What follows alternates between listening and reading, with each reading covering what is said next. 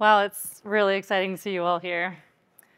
So when we were brainstorming potential keynote speakers for the symposium this year, I suggested Schell.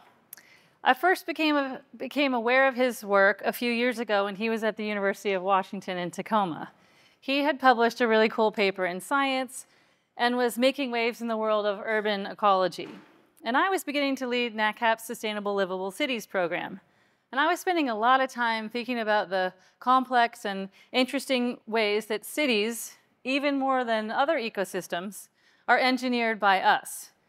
And even though I work for Stanford, I live on Vashon Island, which is a small island in the Puget Sound in the Seattle area, north of here in Washington State, for those of you who aren't North Americans. And during the early days of the pandemic, the Vashon Nature Center offered a program called Everyone Counts, in which they encouraged the pandemic-trapped folks on the island to go outside and to pay attention, to really pay attention to the natural world around them. They had people pick one spot to go to every day for observation, for mindfulness, for drawing, for citizen science. And at the conclusion of that course, Chris gave a presentation on Zoom, of course, because these were the dark days of the pandemic. And he talked about coyotes and about superheroes and about urban biodiversity, affordable housing, healthcare, equity and justice, and so much more. And it was clear to me that he sees that care for nature is care for ourselves and vice versa, and that he cares deeply about breaking patterns that don't serve us and works to raise voices and to marshal creativity and community to create a future where people and nature can thrive. So who better to kick off the symposium this year? So Dr. Christopher Schell is an urban ecologist, professor, Afrofuturist, father, and writer. Research in his lab combines animal behavior, physiology, urban biodiversity conservation, environmental justice, and One Health to investigate how carnivores adapt to life in cities. He's a National Geographic explorer, grist fixer, Cal Academy fellow, and board member and affiliate faculty with the Museum of Vertebrate Zoology, with his work featured in The Atlantic, The New York Times, and more. A born and raised Los Angelino, now firmly planted in the Bay Area, at a little campus close by, he weaves his lived experiences as a Black man and Californian to co-produce justice and equity-centered research programs with local communities that regenerate urban nature, environmental health, and access for all peoples. Please join me in welcoming Dr. Chris Schell. What's good, y'all? How's it going? First off, I want to say thank you to Ann, thank you to Kim, thank you to all y'all from all over the globe coming to join in the NatCap conference and symposia. I am thrilled and honored to be you guys' keynote speaker, largely because we get to shake it up a little bit. We're going to get a little bit loose so then that way we can have fun for the next few days, right? So I'm an urban ecologist, as Ann had said, and I like to remind folks from the outset just of like some simple definitions. The first one being ecology, right? Many of us in this room are ecologists, and we think about the relationships of organisms to other organisms and organisms to their environment. That really hits home, literally and figuratively, in urban ecology, where we study those relationships in our own home. And today I'm going to share with you some data and some studies that we have been conducting in the lab that weave in both the social and the ecological, both the personal and the professional. So that way y'all see not only how we bring our entire selves to the work that we do, but how it is essential to do that work if we have any hope of saving the natural world. So I'm gonna start with something y'all already know. We're in a bit of a crisis, right? We are losing quite a bit of species at a clip that hasn't been seen before since the 5th largest global mass extinction. We're in the 6th. Of an estimated 8 million animal and plant species, around 1 million of them are threatened with extinction. By the time we close this century, numbers ain't looking too good, right? That's from the IPBES report that was published in 2019. Things have gotten a little bit worse since then. And when I was a kid, I very much was aligned with thinking about biodiversity and the collection of organisms that exist therein. I was one of those kids that would watch Bill Nye, and Bill Nye had this example of a Jenga set. Just show of hands, how many of y'all have actually played Jenga before? Okay, most of y'all. Hopefully there'll be a few Jenga sets outside and we could just like chop it up, right? But Bill Nye would put a sticker of a species on each of the blocks to illustrate how each species maintains the stability of the tower. But you start removing one block, then another, then another. And all of a sudden, that tower isn't looking so stable. This is a good allegory for how when we start to lose species, we start to lose ecosystem function and health. And that's especially important because we rely on the services that nature provides, and biodiversity is an integral component part to those ecosystems. We cannot derive the many services you see up here without the non-human kin that we share this planet with. Not only that, if we really want to put it in the numbers, for those of y'all that are economists in the room, let's just give you one real quick. $44 trillion of economic value generation. Over half of the world's GDP is moderately or highly dependent on nature. And that is an underestimate, right? So our entire global economy is wholly dependent on nature, nature's contributions to people, and nature's function. Part of the reason why many member nations came together during the pandemic and got shaken up a little bit for COP15 to start developing strategies to address, mitigate, and halt biodiversity loss across the planet. And they were looking at both the direct and indirect drivers of biodiversity loss in order to understand how we start really pinpointing and building solutions to the most pressing issues of our time. Many of which you see right here. Now, I highlight on purpose economic and technological because we're going to come back to that, right? We're following the money in this analogy. So what do we start to see? What is revealed when we see how the money is associated with biodiversity? So for COP15, the Kunming-Montreal Biodiversity Framework, right? 190 plus member nations came together to adopt 23 ambitious target goals, of which you see right here. Now, I'm not going to ask y'all to read this. It's not going to be on the test. Don't worry about it, right? I'm going to bring up just a few of these to note how things like, say, sustainable practices and financial resources are part of this equation, as well as the things that we constantly think about, right? Managing land use change, reducing pollution and waste, and also thinking about where we live, these urban blue and green spaces. Why do I highlight these in particular? It just so happens that these 11 targets of the 23 all converge in a really interesting place, urban environments. However, cities are often and unfairly identified as the biggest problem to biodiversity loss. And I'm sure some of y'all are thinking that same exact thing. You're like, Chris, why are you talking about cities and biodiversity? They're the problem. You want to know how I know you guys know that? All of these images are AI generated. When I searched urban environment, that's what came up. No nature, right? No biodiverse species. We don't even live in harmony. It looks like Keanu Reeves walks through those streets, right? Just cars and it's dark. And for good reason, I'm gonna give y'all some credit here. There are a lot of new urban stressors that many organisms do not face in non-urban environments. From novel predators like cats, this is your daily PSA. This is now a global daily PSA. Keep your cat indoors. For all manner of reasons, right? They hammer biodiversity, but they also pass on diseases like toxoplasmosis, which I'm probably gonna hazard a guess half of y'all are infected with right now. Artificial light at night, heavy metals and microplastics. Sorry to drop that bomb. You can ask that question later. Novel food subsidies, air pollutants, and road densities all make it really hard to live in the city. And yet in the lab, we have a patron saint known as Jeff Goldblum. One of the postdocs in the lab, Christine Wilkinson, famously titled her dissertation, Life Finds a Way. Thank you, Christine, for this drop wherever you are.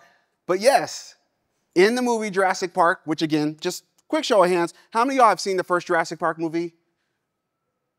Okay, guess what? For those of you that haven't, you have homework. That's your homework. You have to watch this movie.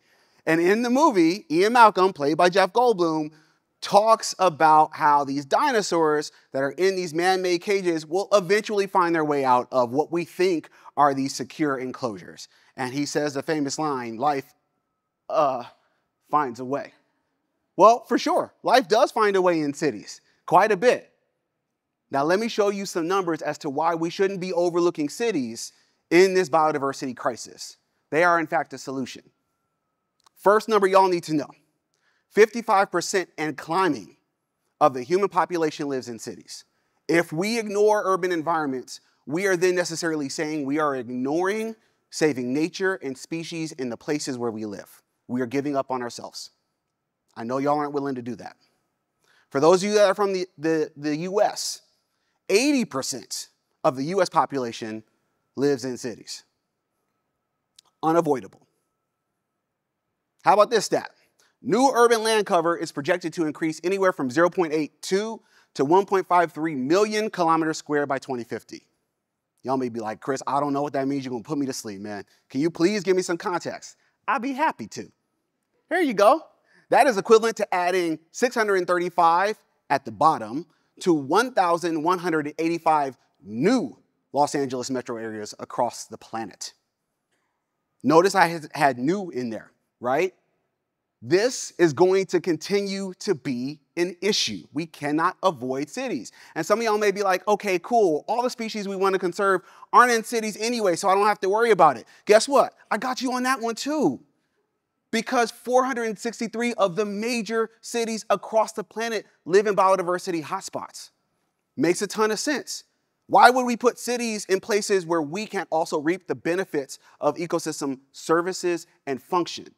All of the areas that have unique collections of species are the places where we want to be, including where you're sitting your butt down right now in this room on this land. So there are tons of species, and these are just some that we've been able to capture in our lab across the Bay Area. But one of the burning questions in the lab for us is trying to understand how species like these are distributed across the landscape. Some of y'all that are from the Bay Area see these turkeys and you say, they're everywhere, obviously. So as an ecologist, sure, I can do the classic island biogeography approach and take a look at habitat size in the city and say, okay, well, this habitat over here in the Presidio, the biggest one you see with the most green, that should have the most species, right? Relative to that baseball diamond in the park in between the housing development. So that should have more species because it's just larger. Or maybe I can say that that same green space tends to have more species and the one that's adjacent to it also has a similar species assemblage because its connectivity is much stronger than the connectivity between the park over here in the corner and the larger park. And even still, I could talk about habitat complexity, where different types of, say, environmental conditions, stressors, and factors may influence what species are where, which ones aren't. I could do that traditional approach. But as you can see in the city, if we completely forget about the people that live in this city, every analysis I'm going to be doing is going to be inaccurate. So, Urban Ecology 101, human beings are part of the system, not separate from it. If we want to truly understand how we interact with the natural capital around us, we got to understand ourselves. So I'm going to do a little bit of an experiment. Some of y'all remember the Lorax from when you were kids, but it's okay if you don't. The Lorax speaks for the trees, right? Dr. Seuss style. So I'm going to have each and every one of y'all pretend like you're the Lorax, and we're going to interrogate this question. Do trees grow on money? My moms would normally say money doesn't grow on trees, but I flipped it and said, do trees grow on money? You'll see why here in the next slide, side-by-side comparison of two different neighborhoods about a half mile apart from each other. I'm going to describe these neighborhoods, then I'm going to ask y'all to just point to the left or to the right. Lorax tribe, you ready over here? Y'all ain't ready? You wait, come on now, there's coffee outside. You ready over here? Okay, solid, that's what's up. Just making sure you awake. You good, all right? Okay, neighborhood on y'all's left is of University Place. It's to the southwest of downtown Tacoma, right? Neighborhood on the right is Southeast Tacoma, which coincidentally is just directly south of downtown. Again, these two neighborhoods are no more than a half mile apart from each other. So if I were to ask you, which of these two neighborhoods would you say has greater vegetation cover? You would point to the left. Okay. Mostly everybody got that one. That was easy. That was easy. All right. Follow-up question. If I were to ask you, which of these two neighborhoods would you predict has a higher median household income? You would point to left. That intrinsic knowledge that you have, this ideology that somehow wealth is positively associated with biodiversity, it has a name. It's called the luxury effect. This idea that species richness and biodiversity are positively associated with socioeconomic wealth.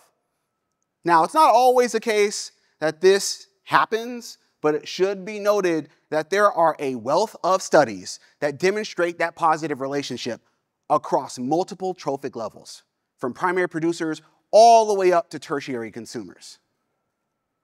Here's the kicker. Some of this data has been hiding in plain sight for decades.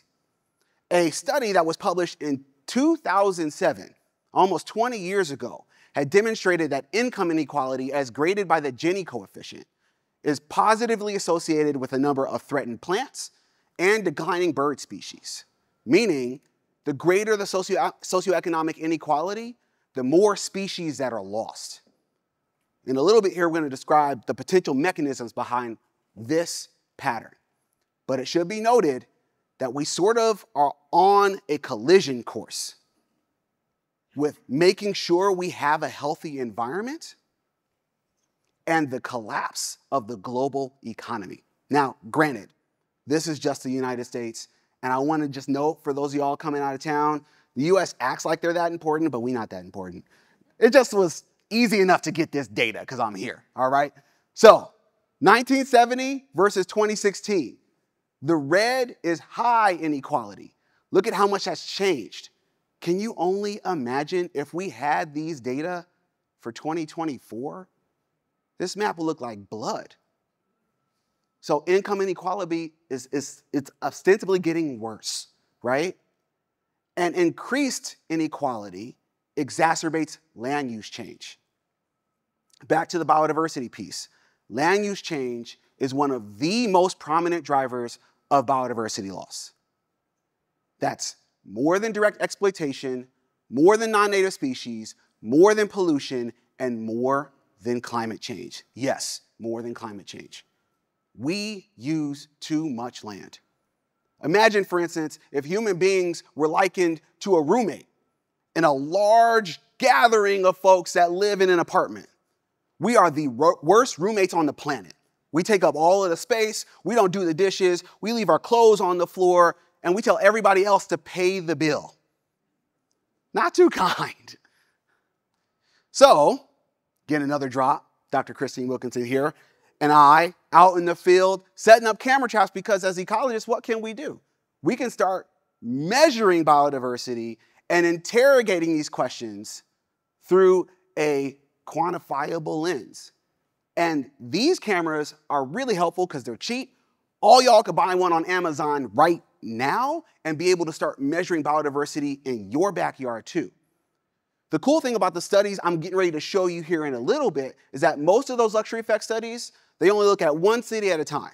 And y'all know this, if you're scientists, you'll look at a city, you'll crunch the data and the numbers, you'll make an assessment, you'll look at the rest of the literature, and then you will conclude, right? Somebody else comes along, they get data from a different city, they find the opposite effect, and then they say, well, our data says your data is wrong. No, your data is wrong. No, your data is wrong. And then all of a sudden, you got the Spider-Man pose. Everybody's pointing at each other like, what's happening, right? What if we were to do the same exact study using the same methodology across multiple locations all at the same time? And that's exactly what we did using these cameras across multiple cities in the United States under what's known as the Urban Wildlife Information Network. And we got cute and cuddly photos like this. I hope y'all know I wasn't going to let you leave without showing you charismatic megafauna. Here's the charismatic megafauna. So we take these images and then we transpose those images to try and understand what species are where across a given amount of time. And we can ask questions like, for instance, how do wealth and urbanization affect wildlife across cities? So the study I'm going to describe to you here in a little bit is one we had published in 2021 that takes a look at these camera trap gradients that you see across Seattle, Chicago, Wilmington, Delaware, for 20 US cities from data collected from 2013 to 2019. And we use impervious surface, building densities, and vegetation cover to assess urbanization, and then as inclusive as we possibly could be, use cost of a one-bedroom apartment to approximate median household income. Because some of the neighborhoods where we have our cameras don't have single-family homes. So we want to be as broad as possible. And what do we find? This is sort of a no-duh relationship, and I'm going to walk you through the results here. But the no-duh relationship is that species richness, the number of unique species we're able to count, varies across cities. That's the no-duh. But let me show you how. So this figure that you guys see on y'all's left, right, on the x-axis is the correlation between species richness and a city's income gradient.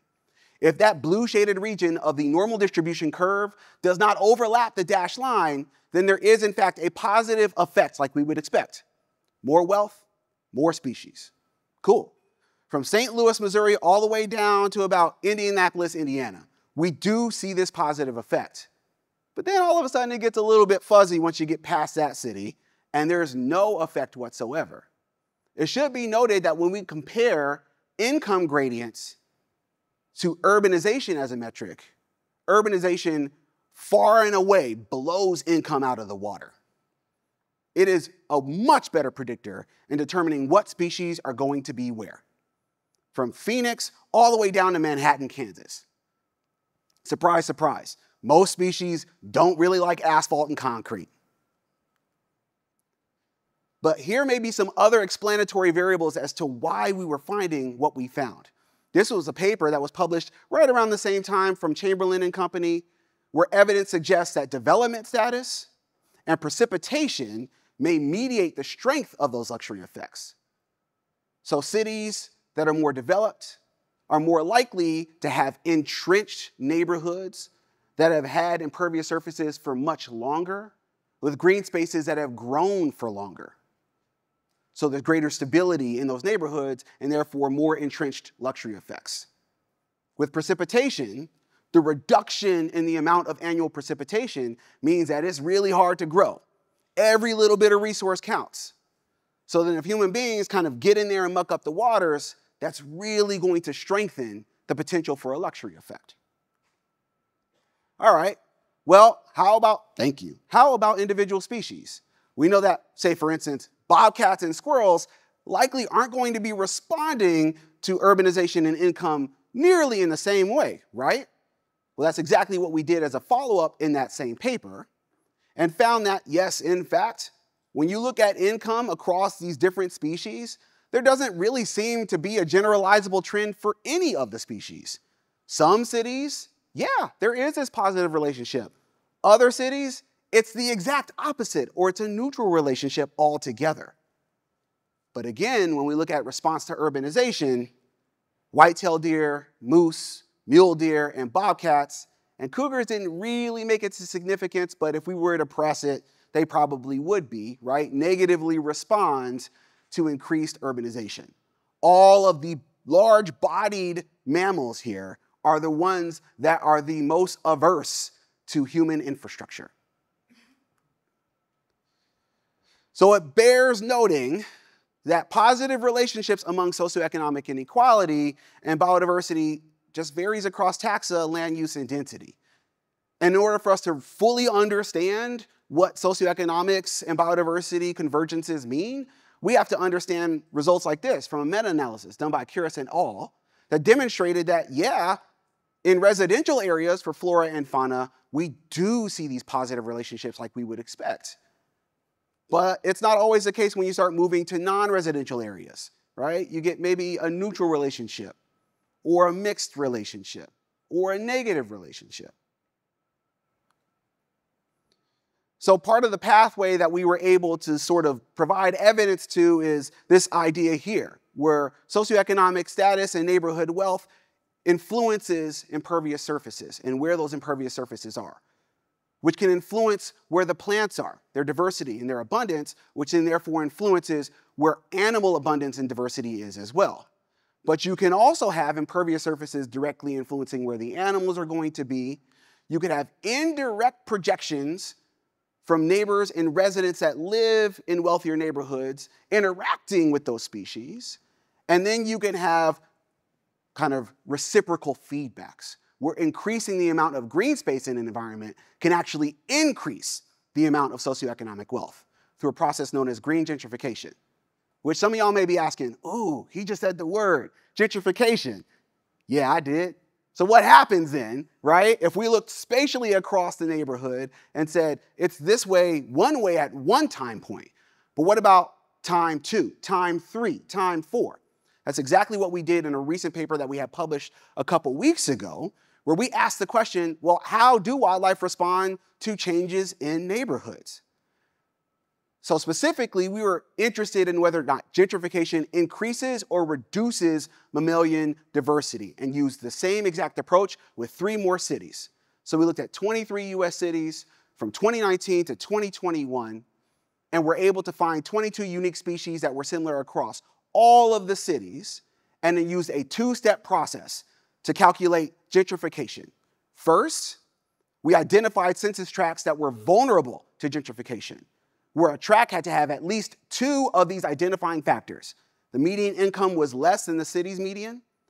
The area of that tract had to be college-educated residents less than the city median. And also, that tract had to have more non-white residents greater than the city median.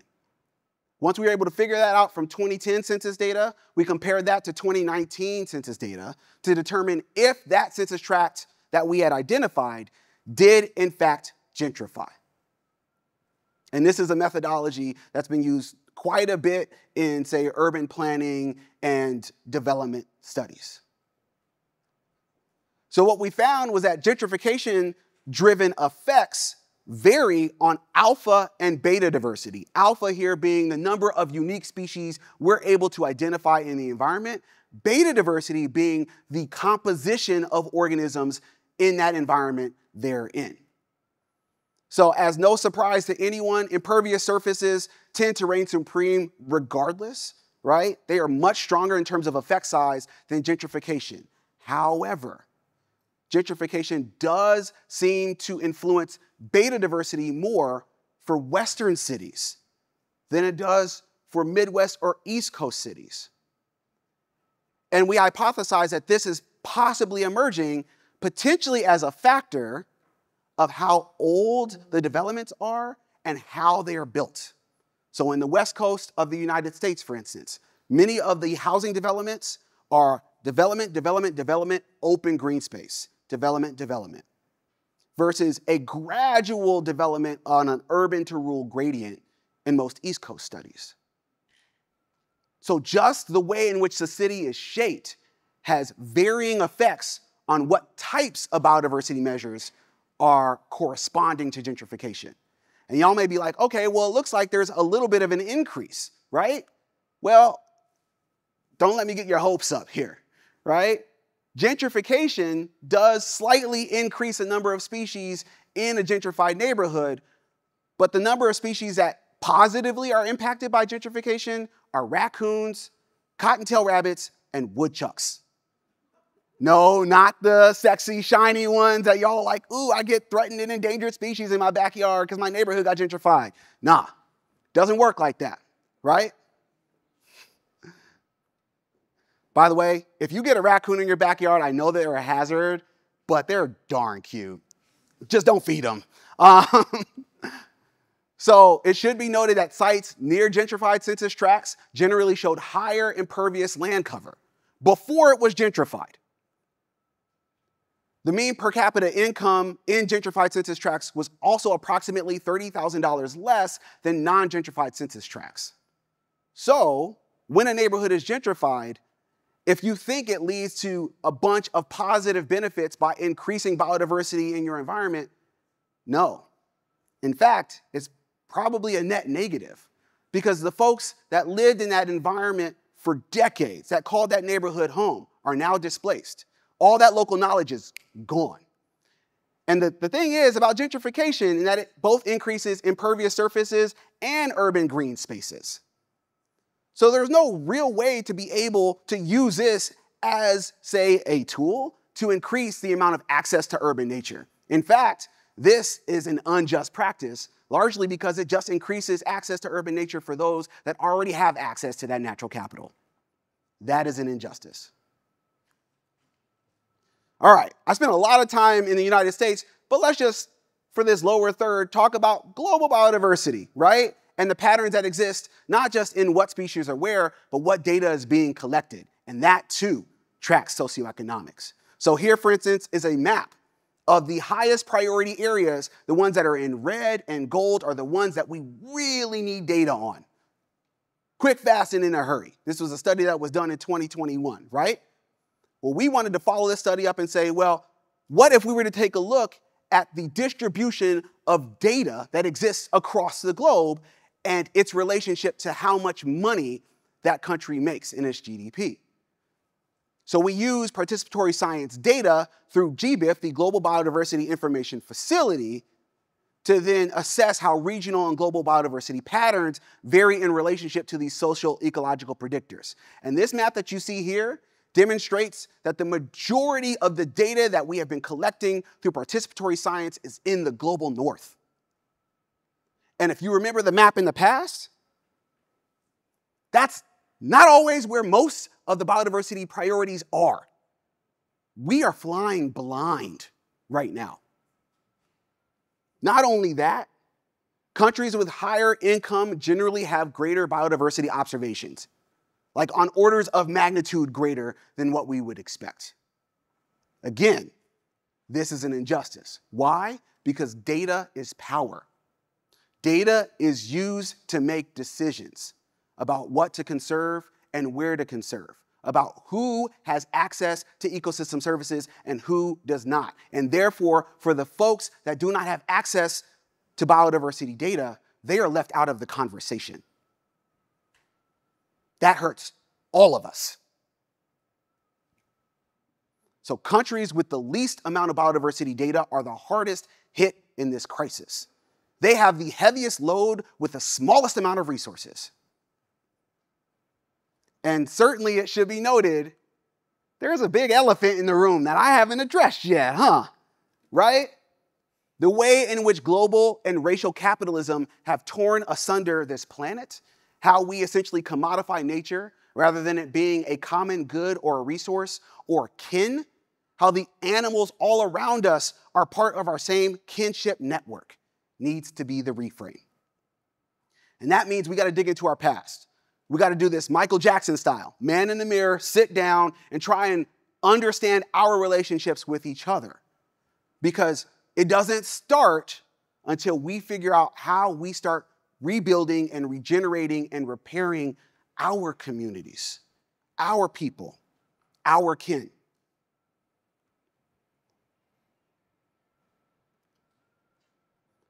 And to that point, we sort of encapsulated a good chunk of what I've talked about today in a book that we recently had published on urban biodiversity and equity that interrogates the ways in which we do what we do, how we conserve, how we use the tools that we do, and who we consider to be a professional, somebody who we trust with experience, what knowledge systems we put into this discourse and narrative. So I just want to end by saying that a lot of what we're going to talk about for these next few days is going to be natural capital, how we improve it, how we improve access. But it's important for y'all to know and realize communities, relationships, and building trust, those are our most valuable resources. If we can't do that amongst ourselves and start building that with each other, none of this is going to work. So I want to acknowledge everybody in the lab, everybody here for just coming out to the talk and allowing me this time with the stage, and then also the questions you're going to grill me with here in a little bit. And I will open up for questions in the Q&A. Thank you.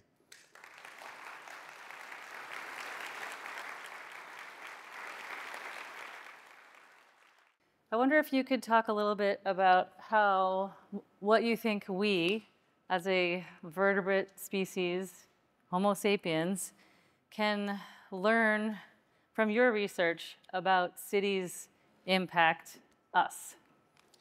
Yeah, I think about this quite a bit, not only from my lens as an urban ecologist, but also my lens as a father, where I think the older we get, the more we start to forget ourselves. We start to really tone out the bird song that's in the background, right? Or seeing how the squirrels behave. And cities are sort of this really cool allegory of ways that we can reconnect to nature. And my kids do that for me all the time. So my 6 and my 8-year-old will see a snake, or they'll see a spider, or they'll see, a crane fly, and they'll marvel at that animal as it's moving through space and time. And that ability to slow down, right? And take the time to slow down, which in and of itself, taking time is a radical approach, because all of us are urged to move as fast as we possibly can, to get as much done as we possibly can, right? Sort of feeding into this capitalist model of like, your time isn't worth anything if you're not on the clock. And cities will definitely do that to you, while at the same time showing you straight in your face, if you take the time to slow down, there are tons of benefits around you. It's like peering into a world with different types of see-through glasses and seeing a completely different lens. So we should think like a coyote.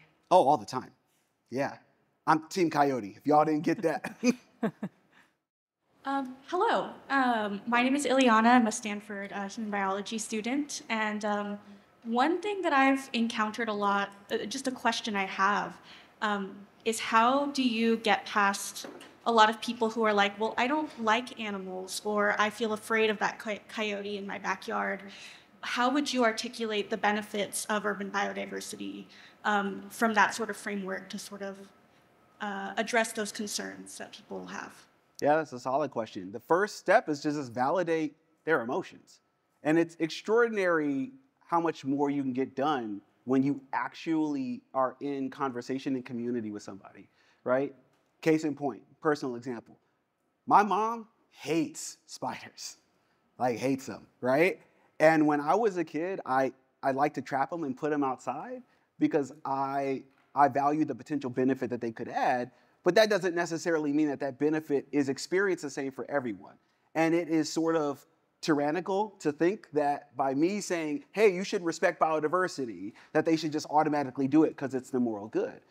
No, in fact, this is all part of a conversation. And here's the deal. Coexistence is messy, but it is so worthwhile, right? So by first sort of validating where they're coming from, then we can start having a conversation about like, well, what do you think would be a good idea or a good way or path forward for us to promote biodiversity that doesn't necessarily increase the number of ecosystem disservices, right? Because certainly we could increase green space and it brings in more rats, more mosquitoes, more bugs. My moms don't want that. So how do we start to think about ways that we can provide tools that we know are effective to people in conversation? Same example, with my mom, she knew nothing about coyotes before I started studying them. And she knew I was interested in science, but was like, Chris is gonna do that coyote thing. I don't know what it means, but he's gonna go do it. And several years later, Coyote, because she lives down in Los Angeles, jumped over a 6-foot wall to get into my mom's backyard, where my dog at 6 a.m., where her dog at 6 a.m. in the morning was trying to use the restroom. Now the dog is a Bichon Frise, super small dog, definitely a potato chip for a coyote. My mom used some of the hazing techniques that I told her about and was able to easily sort of scare the coyote away. And she called me and was like, hey, Chris, I just saw a coyote in my backyard and I hazed the animal. And she felt so proud. And I felt so proud because I was able to share that moment with her. One follow-up, I'm wondering if you can talk a little bit about your engagement with communities. You talk with a lot of people about how urban wildlife affects them, and how do you use that in your research? Yeah, I normally, and if you get the opportunity, again, Dr. Christine Wilkinson is in the room here. It's extraordinaire in terms of human-wildlife interactions, but a lot of the work that we do together and as a community is talking to folks about the animals that we study, and you'd be surprised how many times we essentially are cut off and folks will have a story. They will already have a story. And really, we sort of serve as an audience rather than folks that are coming in with recommendations. So we serve in as an audience. They'll tell us this story. They'll ask for any recommendations, and then we'll give the spiel about the work that we know and the resources that we have that are available, and they feel more empowered to sort of do stuff, to have action be part of their logos. So it's, again, one of those things where we say what we study, we sort of wait to receive some of the stories, and then we're able to sort of share in those stories and share in the joy of folks, in some regards, already have access to urban wildlife, even if we don't realize or think that some of the species that we consider to be wildlife are wildlife. Case in point, many countries that are represented in this room, you likely have domestic dogs as part of that bubble of urban wildlife. But in many cities in the United States, we don't really consider domestic dogs as part of wildlife. That fundamental difference changes the ways in which we interact with those species, right? So it sort of comes back to psychology and culture and community in that regard. And all of that is not necessarily based in ecology. Thank you, Professor Schell, for your inspiring keynote. I read about your work and your classes, and I'm very pleased to hear you here. I come from Cali. I'm Miriam Sanchez, a Colombian researcher, and I come from Cali in Colombia. And you mentioned COP15 with the 23 targets. And those 23 targets are going to be discussed. The debate is going to take place in Cali next October in my city. And I want to invite you and the audience to follow these debates and to come to Cali, perhaps. That was my comment. Thank you. Awesome. Thank you. That sounds fantastic. Yeah. Yes, I'm Rajita Jagara from Sri Lanka. My question is, as your presentation, you said the urbanization with greener spaces will generate more GDP than the degraded lands. So my question is, comparing to Sri Lanka or any other country, Sri Lanka is a small island. So what would be, do you have any studies? Are there any linkages between the degraded lands in somewhere else in the same country or same area with the urbanized areas with the GDP, with green spaces? Yes. Do you see any linkage of that between the degradation and the urbanization with green cover? Yeah, so there, and we haven't done many of those studies. Many of our colleagues have, where in multiple countries, as those countries begin to urbanize, they start to lose species generally, right? And the amount of urban sprawl does lead to degradation sort of on the fringes. So as you see this turnover, which is projected to happen in a lot of places, there are a lot of habitats that are going to be fragmented that lead to just drops in abundances, regardless of where you are across the planet, right? And this gives us an opportunity to think about how our building practices and how homogenized those practices are not fit for every place that we try and put them in, right? Case in point, many builders in, say, Ghana use adobo homes, which are both ancestral and cultural, have been around for millennia, that are attuned and accustomed to the climate that they're in. So bringing in, for instance, cement blocks, as colonialists would do, and say, this is the proper way to build, actually retains way more heat in an environment that doesn't need housing that retains more heat. Just thinking about the ways in which culture intersects with architecture, planning, development, and human-wildlife interactions is a good first step, even knowing that the human population is going to continue to increase, right? And it would be folly for us to say, we need to stop the number of folks that exist on this planet versus we need to think about how we are exploiting resources and do so in a sustainable way that doesn't villainize the people that essentially are doing the most good with the least amount of resources. So I don't know if that answered your question per se, but for sure, right, as urban environments are established, there are casualties, and we can mitigate those if we start thinking about how we build better. Hi, how are you? Good. Maybe this is a self-destructive question. You're showing something that is in the empirical evidence that in high-income areas, you have better environmental performance than in low-income areas, right? And at the same time, there is evidence that inequality is more prevalent in low-income countries than in high-income countries. So it's not like, I mean, this is my understanding of that the importance of growing income to incentivize economic growth instead of, have aversion to economic growth. Is that an implication? For me, is that the implication?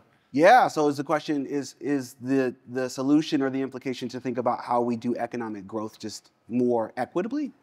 Yeah, I think it actually goes even further than that in thinking about maybe economic growth shouldn't be the first question we ask, right? Maybe the first question we should be thinking about is how do we fundamentally restructure and radically reimagine our economy so that way, as we are working with each other and other member nations, we're doing so that helps to redistribute the resources in a way that both addresses past harms, but then also addresses current and future harms that are likely to happen because of what's happened, right? So a good chunk of the work that we do in the lab is also addressing legacy effects. This idea that even when a species is removed, that species' impact could persist for centuries.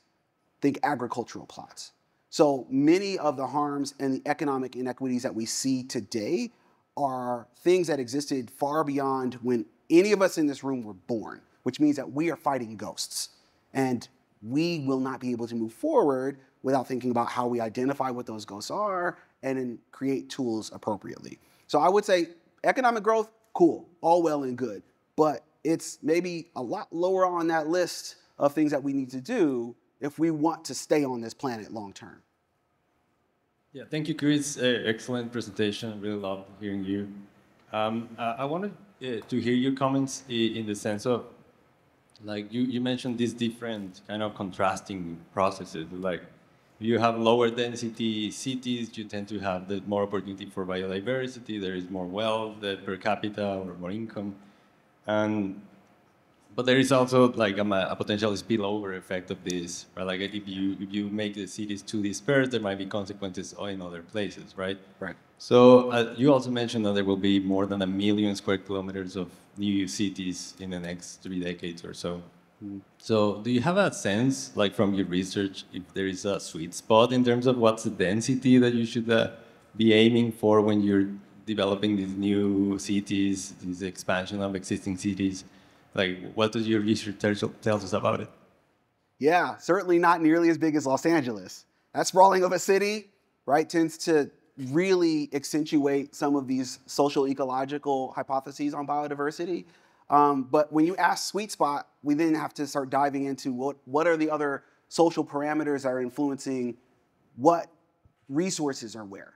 So, good example, what remnant forests exists in a city is largely dictated by housing development, transportation infrastructure, access to healthcare, things that sound like they have nothing to do with biodiversity conservation. And yet in the city, it's the name of the game, because thinking about where folks can find affordable housing ensures that they then have potentially access to equitable jobs.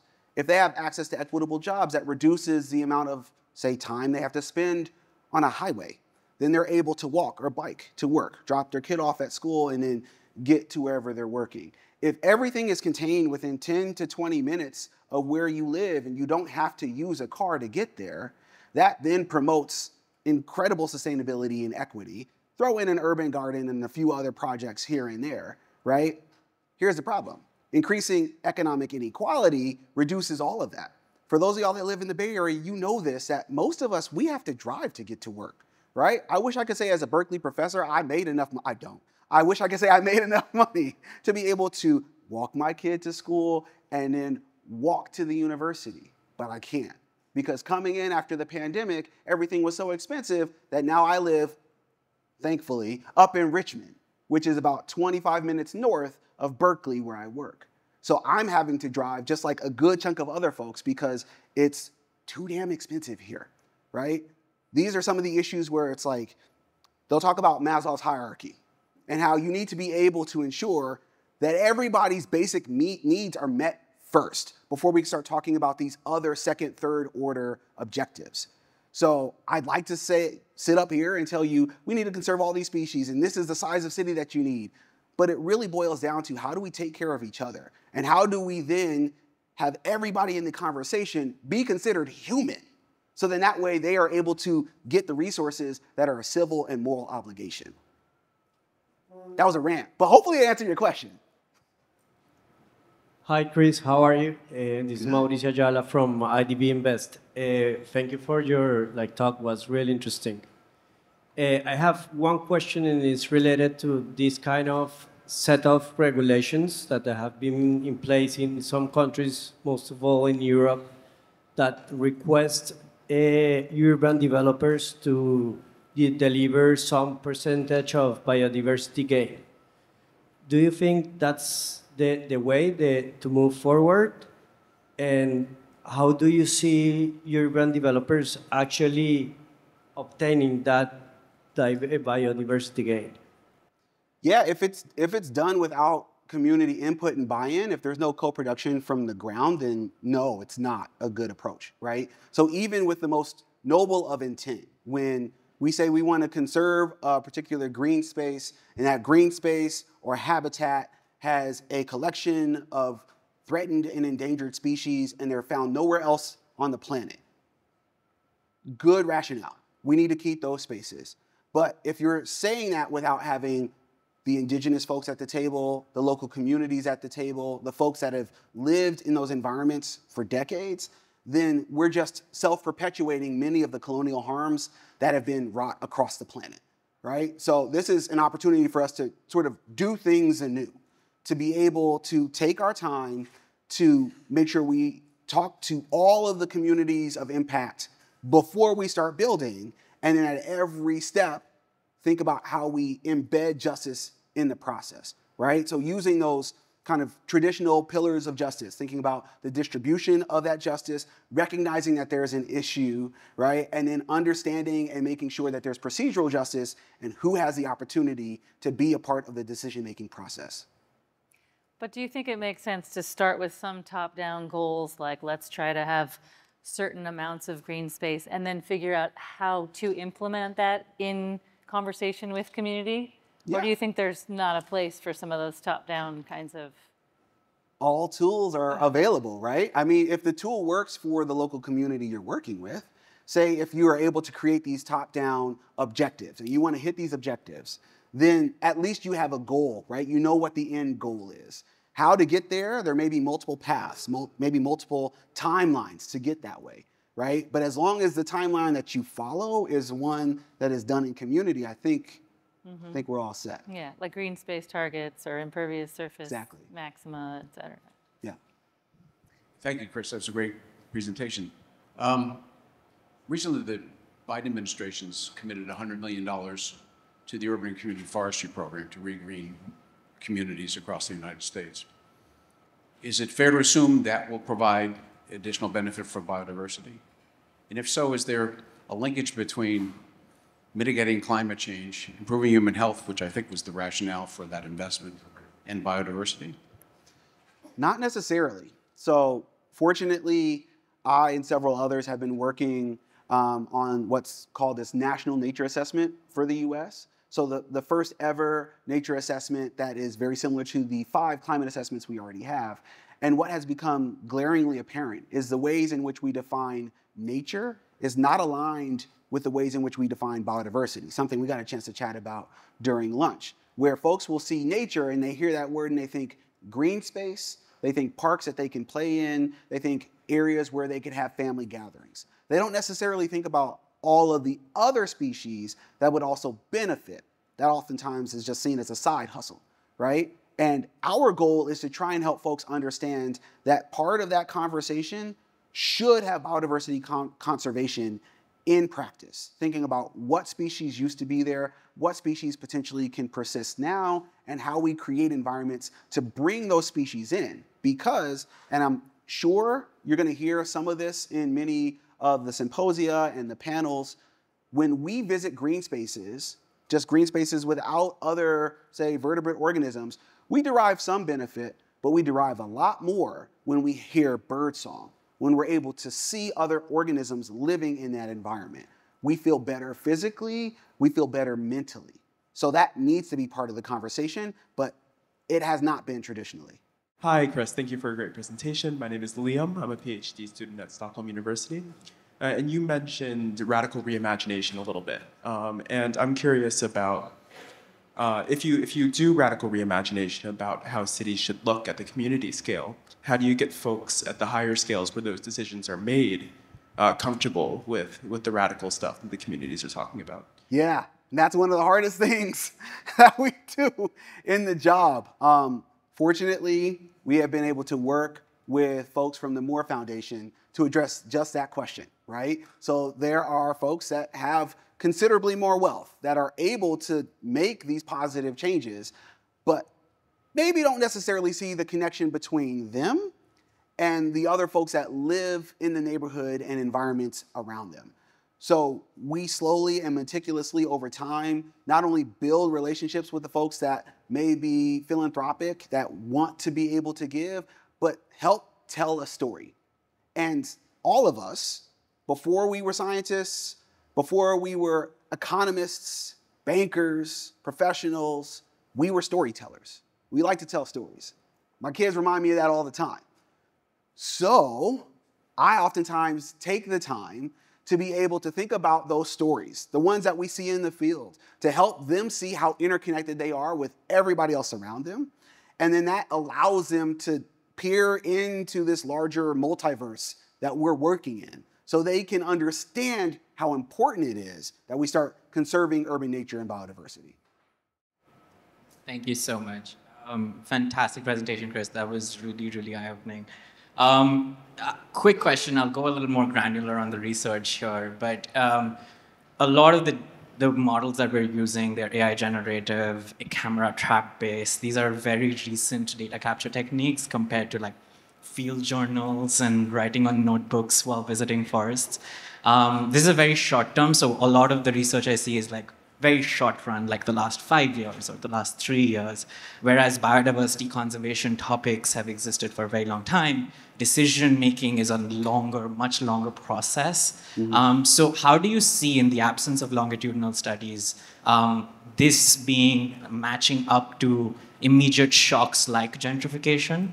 And how do you see these two phenomenon sort of clashing with each other, where economics and biodiversity are these longer term issues, but these shocks and these risks are so much short run? And what do you think the research is going to show as we progress along these lines? Yeah, there are sort of a series of battles of incentives here, right? Where there is an incentive structure for us, let's just speak to the researchers that work in academic institutions. Our incentive structure is to publish or perish in many of those situations. And oftentimes when we are compelled to do that, we get as much data as we can in as short amount of time as we possibly can to then be able to publish something, to then use that to get a job, to then do the same thing over and over and over again. If we were to break through the fourth wall, y'all, there are billions of dollars that our universities pay to journals just so we could turn around and publish those same papers and pay again to those same journals. They're making money hand over fist. We can't really do long-term studies when that's our incentive, can we? Right? Another incentive structure. If we know that economic instability is rapidly increasing and we're rapidly losing biodiversity, that means that a good chunk of our resources are put into just creating the Band-Aids to stop the bleeding. If all we're doing is trying to stop the bleeding, we don't have the ability to take the long-term look. right? And many of us would like to be able to look long-term, take the time, sit down and watch, but everything around us feels so incredibly chaotic. And we all feel it. I bet you, for instance, what I haven't got a chance to chat about today is the organismal work we do. And a lot of what we do is endocrinology. So for instance, we have a methodology where we can measure the amount of stress that's in your hair. If I were to take hair strands from all of y'all, I imagine you would be way more stressed now than you were in 2018, right? Other animals are like that too, though, right? So if everybody is stressed, one of the other incentives is just making sure we play a little bit of triage here. And that's public health 101. But we never get to the root cause of the issues when we do that. So that may mean that we're gonna have to deal with a lot of discomfort first, eat our vegetables before we can get to dessert. And if dessert is a long-term strategy, I'm here for it, it's fine. We can get it done. We're all strong people. On that note, we need to wrap up. But I have one final question for you. Yeah. I know you're not gonna be able to join us for much of the rest of the sessions. And because we're kind of stage setting here, we often think about the human relationship with nature. We think about human impacts on nature. We think about, in this community, we think a lot about ecosystem services or the benefits that nature provides to people. You talk a lot about kinship. And another thing we talk a lot about is that reciprocal relationship, the ways in which not only does nature care for us, but we care for it. And your ideas about storytelling and about kinship, I think, are really important. And I'm just wondering if you have any thoughts to leave us with in terms of that, how to think about that relationship between people and nature in ways that can lead to sustainability for all of us on this little marble. Yeah, I think I'll close and answer that question with a story that I had heard from some of our indigenous colleagues with the California Academy of Sciences, where they were talking about bringing prescribed burns back to the Bay Area.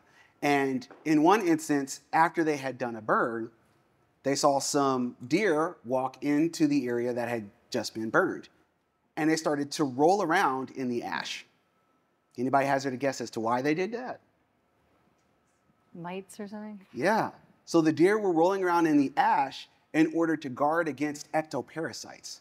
Now, these deer had lived in an environment their entire life that hadn't had prescribed burns before, but instinctively knew to roll around in the ash after the burn had happened. These animals, all of the animals and the plants around us, they're waiting for us to wake up, right?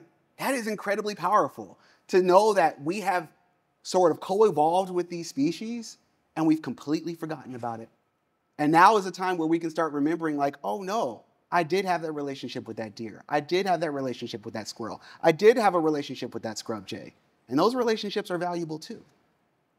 Yeah, thank you. Yeah.